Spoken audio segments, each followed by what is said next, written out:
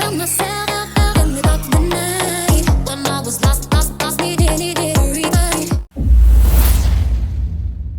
はい、始まりました。はい、よろしくお願いします。今日はとんでもない回ですとんでもないかもしれないめちゃくちゃ再生数いくか、はい、めちゃくちゃ再生数いかないか大博打だってことですよねまあ変なちょっとデッキをね組んできたんですよ今日のご紹介する逃走者は、はい、C 級のカードです。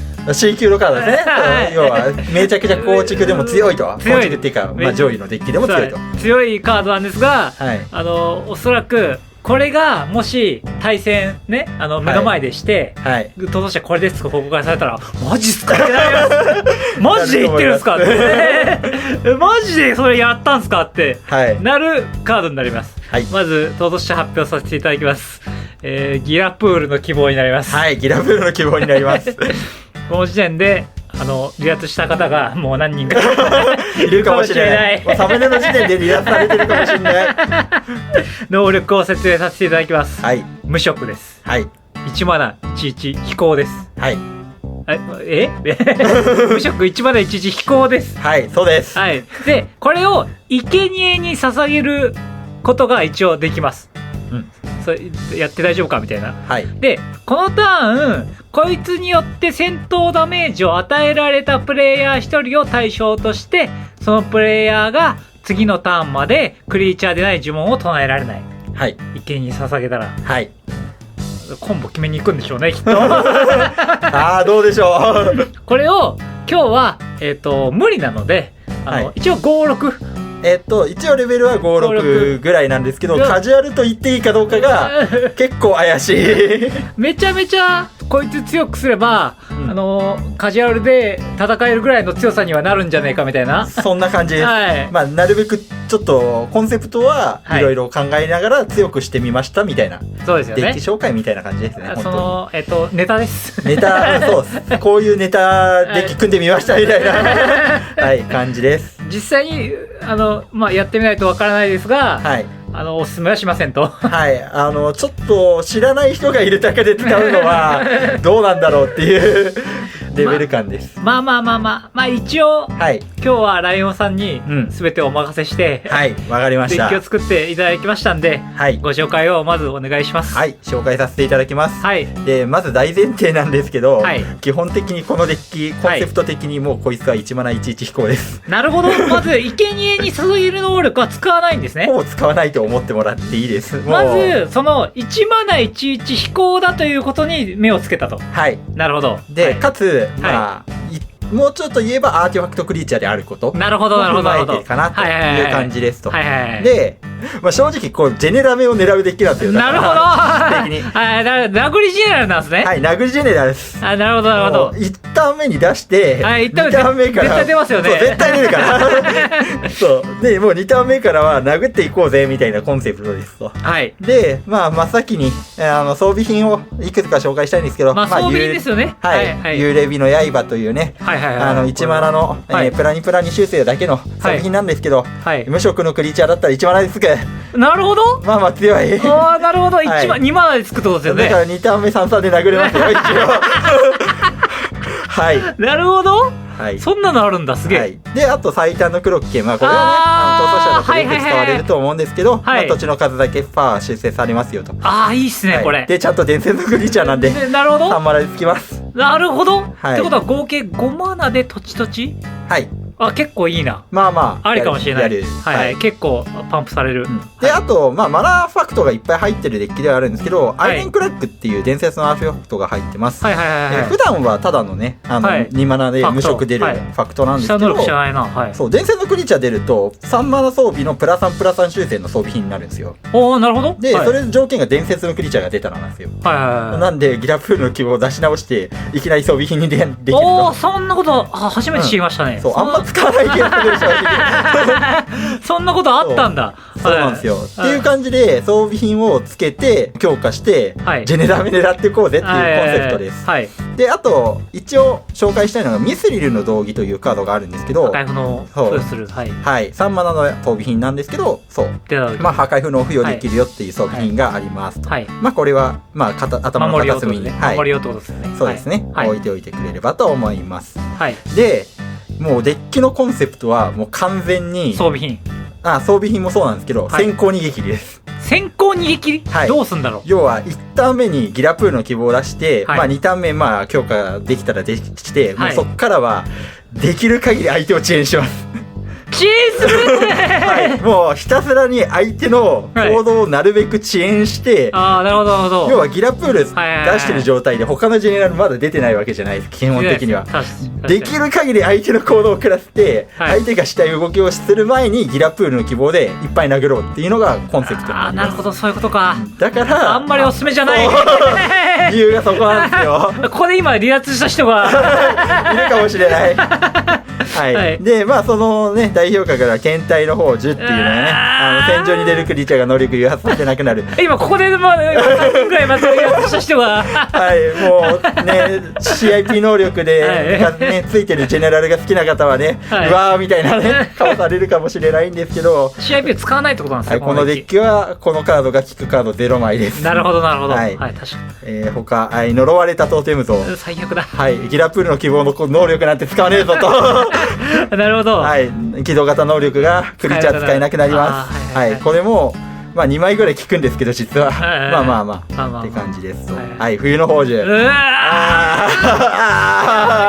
見てる人いないかもしれないこの動画見てる人いないかもしれない。もう激ヤバですと。でももうギラプールの希望が33ぐらいにいたら、もう僕はやりたいこと終わってるんで土地が自分のターンに一つしか起きません。骨の結界、なんだこれ、初めて見た。あなたのよりも多くのクリーチャーをコントロールして対戦相手はクリーチャーカードプレイできない。アーティファクト、エンチャント、土地についても同じと。最悪だ僕はギラプールの希望1枚とあとアーティファクト3しか基本出さないので、もちろん無色なんで、エンチャントなんていうものはそんなしない、ほぼ存在しないです。確かに確かに。なんでもうこれがあったら基本的にエンチャント出せなくなります。なるほどみたいな感じのまあロックカードですよね。であとフェロズズバンというカードがあるんですけど、クリーチャー呪文のコストが2増えます。これあれじゃないですか。あれですよね、王神の立像みたいな。そうですのクリーチャーだけ、しかも自分も効くみたいなね。まあとにかくこういうカードでできるだけ、まあ自分はもうマナファクトとかで結構マナ加速するんですよ。でマナファクトでマナ出すんで冬の宝珠あんま効かないねみたいなことを一応コンセプトとしては残してます。っていう感じです。なるほどなるほど。でこういった感じのカードでできるだけ遅くするっていうのが最悪ですよね、それ。最悪ですよ。だから言ったじゃないですか。今紹介してないカードでも結構ヤバめのカードがいっぱいありますよ。最悪じゃないですか。もう結構やばいです。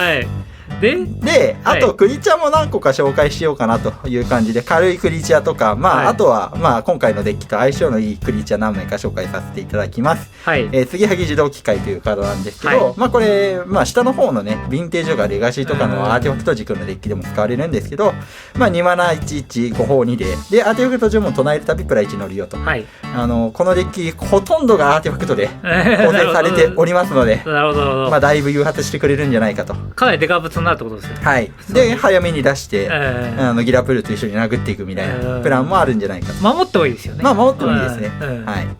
であとトラクソス、トラクソス、これもほとんどアーティファクトなんでアンタップし放題、なるほど、確かに確かにっていう感じですと。であと上昇する走りトゲというカードなんですけど、ご存知ですか？いやこれ知らないですね。これ4マナ11破壊不能なんですけど、アタックブロック呪文の対象になると各対戦相手にパワー分飛びます。で5マナ払うと怪物化合できます。なるほどなるほど、面白いですね。面白いカードだな。なんでこれに装備品つけてパワー高くしたらなんか除去ロートするといっぱい飛ぶしみたいなこれいいな、このカードこともあるんで、結構いいカードです。っていうのがあります。であと地味にこれ破壊不能がねこの後効いてきます。はい。で、あと、ダークスティールの巨大戦車。こちらもご存知ですか？これはなんか聞いたことありますね。パワータフがアーティファクトの数になるっていう巨大戦車です。なるほど、なるほど。はい。で、一応破壊不能ついてます。このデッキアーティファクトは並ぶはず。このカードいいっすね。なんで、これも、はい。なんで結構殴りたいっていうジェネラルなんですよ。なるほど、なるほど。はい。で、あと、カルドラの完成体。これも7マナで結構するんですけど、一応装備品ではありますし、出た時に55先制トランプル破壊風の速攻と。で、接触戦闘が起こる時に、そいつ追放するよという感じで、単純に強いカードで入ってますみたいな感じです。普通に装備させてもいいですしね。はい。という感じで、クリーチャーたちを出したりとかして、先行逃げ切りって言ったんですけど、最初の方にできるだけ、ギラプールで殴って、で遅延させて、後半はこいつらで戦うみたいな、感じです。なるほど、なるほど。はい。で、フィニッシュプラン的な話を一応しておこうかなと思うんですけど、まず、すべてはチリっていうカードが全除去になります。もうこのデッキだったら絶対相手だけ引くカードになります。無色ですからね。無色デッキには必ず入ってますよね。はい、そうですね。っていうカードがあるので、これで、さらちにして今言ったようなダークスティールの巨大戦車とかで殴るっていうプランが一応あります。で、あと、エルドラージの徴兵。最悪じゃないですか。一応入ってます。滅殺に、重々の滅殺に。はい。これもギラプールの希望につけて、11、11にして。殴り試合なのかな。はい。殴り試合なんで一応。だって最初の方でだから33とかでなんかこづいてたところになんか行くだけでもしかしたら一人落とせるかもしれないんで、確かに確かに、はい、っていうのがあります、はい、であと世界なぎがあります。で破壊不能がついてたのは、このデッキ結構破壊不能入ってる、ダークスティールのカードが入ってるんで、そいつらは残るよっていうことで、世界なぎの剣が入ってます。これ最悪もうじゃ流れちゃったとしてもギラプール出し直せばいいと。そうギラプール安いですからね。そうなんですよ。で破壊不能のマナファクトとかも一応あるんで、そういったのでギラプールだけ出し直してみたいなプランも一応あるかもしれないですし、そもそもカルダの完成体とかは破壊されないんで、戦闘ダメージを与えるたび、これ以外を全部破壊するんですよね。そうですね。そうなります。でも破壊不能は破壊されないんで大丈夫という感じになります。5マナで出して5マナで装備ですよ。はい、もうそれは受け入れます。本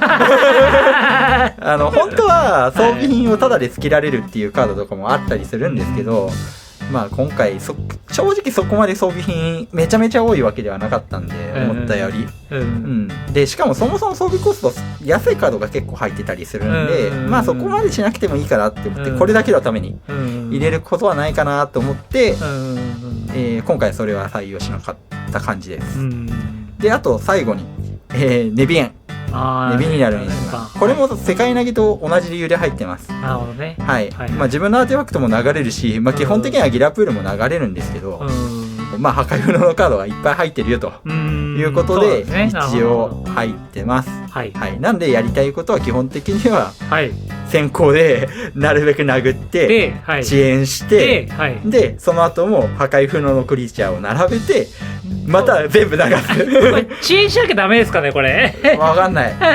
でも多分まともにやり合っても勝てないと思ったのでなるほどね、ちょっと遅延してというかイメージで言うと、ヴィンテージとかの MUD とかって呼ばれるようなデッキだったりとか、あとはデスタク、デス&タックスみたいなデッキみたいな感じで、ヘイトクリーチャーじゃないけどヘイト置物並べて、なるべく遅らせてから殴ろうかなっていうようなデッキになりました。結構、ヘイト高いんですよ。やばいと思いますよ正直。あと普通に置物全除去みたいな、しかも追放除去みたいな打たれたらもう終わりです。無色のでも宿命ですよねそこは。あんまりおすすめじゃないなこの構成。いや本当にそういう感じになりました。なるほどなるほど。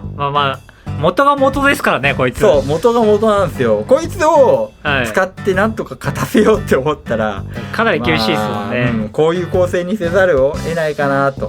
本当にもうちょっとなんていうんですか、レベルを落としてよければ、そこら辺をもっとねパンプ系のカードとかに。いや例えばもうちょっと無色の、その僕の考えだと、なんか巨大戦車をなんか全部巨大戦車にするみたいなやつも闘争者の無職なやついるんですけど、やつ入れたりとか、例えばそのなんか中ファッティを無職のやつ並べれば一人逃走者ダメージで倒せて、残りをダメージで倒すみたいなこともできるかなと思ったんですけど、わかんないですけど無職ってでもいないっすよね。インスタント操作にもないし基本的にやっぱ方向性としては相手を縛る方向になりがちなんですよね。ちゃったっすね今回は。まあこういうデッキもあるよぐらいにね。そうですね。逆に言えばこういうことをやる人がいるかもしれないんで。なるほどね。やってること自体は例えばヘイトクリーチャー並べてる白のねデッキとかとやってること自体は一緒なんで、ただ多分ちょっと過激っすけどね。過激っすよかなり過激だと思いますそこは。なんで嫌われてもいいやっていう人は使ってください本当にだから僕はこれを使う場をどこにしようかっていうのは正直組んでいる最中だけど、多分身内でしかできないよなこのデッキみたいな。そう逆にはだから身内でやってる方とかは結構いると思うんで、身内でなんか、こんな作ってみたと、こんな作ってみたぐらいでちょっと実験的にね、それぐらいのノリで使う方がいいかもしれない。なるほどなるほど。正直カジュアルのなんていうんですか大会というか交流会とかでこれを使うとのはちょっとおすすめしないそれを発表してると、そうなんですよ今回だからもうこの逃走者がねネタですからね。ネタっていうことで許してくださいそこは。で1枚だけ面白カードがありますか？あります。1枚だけご紹介させてください。危ういロープというカードなんだ危うそう、危ういです。かなり危ういです。4マナで戦場に出た時にクリーチャー1体に縄カウンターを置きます。で各プレイヤーのアップキープにそのプレイヤーが縄カウンターを置くか2マナ払って縄カウンターが置かれてないクリーチャーを全て破壊するかを選んでいいっていうカードです。なるほど。なんで、みんなが普通にプレイをすると、まず自分のターンに危ういロープを出して、基本的に多分ギラプルに乗せることになるんでギラプルに縄カウンターを置きます。でその次の人2マナ払いますか？多分払わないで自分のジェネラルとか、強いカードに、多分縄カウンターを置くんですよ。でその次の人も置くってやって最終的に自分のターンに2マナ払ってじゃあ縄置かれてないカード全部破壊みたいな。そういうことか。感じのカードです。なるほど。一体残して全部破壊とほぼ一緒だったことなんですね。そう面白いですねこのカード。すごいな。なんですけど、クリーチャーをコントロールしてない人もいるわけじゃないですか。なるほど。いるかもしれないじゃないですか。確かにその人は別に全除去されたっていいんですよ。確かになんでじゃあこのタイミングで流そっかなって言って2マナ払って他の人が2マナ払って全除去することもできるんでこれ。なるほどなんでちょっと逃走者らしいカードかなというところで。面白いっすねこのカード。無色でこんなカードあるんだ。いいな。そうなんですよ。欲しいな。ごめんなさい破壊じゃないですねこれ追放っすね。追放。これ欲しいな。欲しい。このカードいいっすね。いいカードです。いやいいカードっすよこれ。いいカードっす。いいカード。バルダーズゲート3っすよ。なんかコンセプトも面白いですよね。ロープがこうギリギリのところに捕まってて捕まってる人がどんどん増えてって最終的にドカーンみたいな。いいな。そんな感じでこれ高評価80いったら発表しますか？発表はするけど組むかはお任せしますでも逆に言うと、こんな嫌なカードが一応無色にありますみたいな無色嫌なカード紹介みたいな感じでリストを参考にしてもらえると逆にいいかもしんない。結構無色はね前やったことあるんですけど、あんまりおすすめしないです結構ヘイトの置物って自分はいいんですけど、相手は嫌に思ってることが多いですよね。もちろんなんで本当にそこはだから難しいですね。難しいです。今回はコンセプト的にこういうデッキをね組みましたけど、毎回がこういうデッキなわけじゃないのでいろんなデッキね紹介していけたらと思ってます。あと何かコメントしていただけます？まあ無職でなんか置かれたら嫌な顔って言ったらいいのか、もしくは罵倒される言葉をやめてください、許してくださいあとチャンネル登録、はい、お願いします。はい。